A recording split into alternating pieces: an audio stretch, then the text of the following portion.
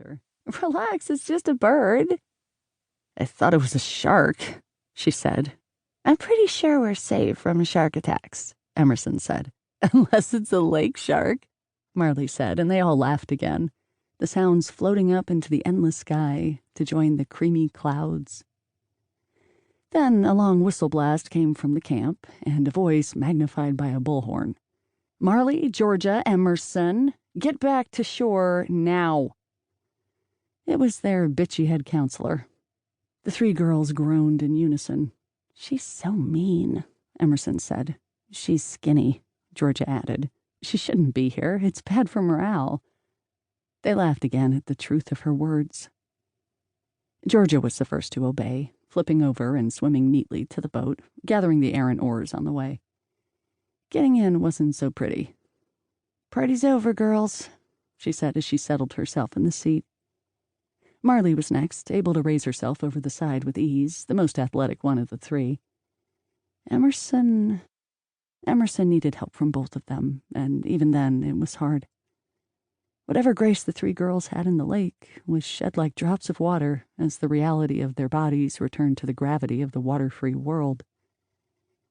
"When I'm skinny, I'm going to swim every day," Emerson said, panting from the exertion. "When I'm skinny, I'm going to rock a bathing suit," Marley said, pulling her sturdy one-piece away from her body. "This thing is worse than a corset. I can't wait to take it off." Georgia didn't say anything, just picked up the oars and fitted them in the locks. "Let's make a list when we get back," Emerson said. "All the things we'll do when we're not fat anymore. Things we can't even dream of now." "We can dream," Georgia said, pulling on the oars. The boat slid forward, and Marley trailed a hand in the water. "Nothing wrong with dreams."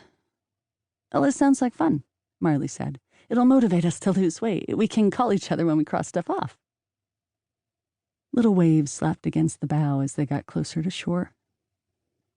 Georgia's strokes slowed, and she docked the oars for a moment as all three of them looked back at the purple and pink clouds burnished by the setting sun, the pine trees turning black in silhouette. Sitting there for one last moment, they all knew the magical afternoon was over, yet no one could quite let it go. After all, how many days like this do you get in life? How often can you really be free, alive, weightless? That's the problem with perfect moments. They end. Though no one would say it, all three girls knew things would never be quite the same again.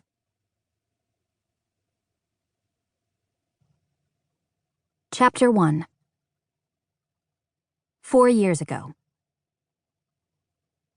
Dear Diary, I love starting a new journal. It feels so clean. Like, who knows what I can fill up these pages with? Maybe you'll be the diary where I write about my first love, my trip to Rome, my engagement ring, my babies. Okay, that's probably getting ahead of myself, but you never know.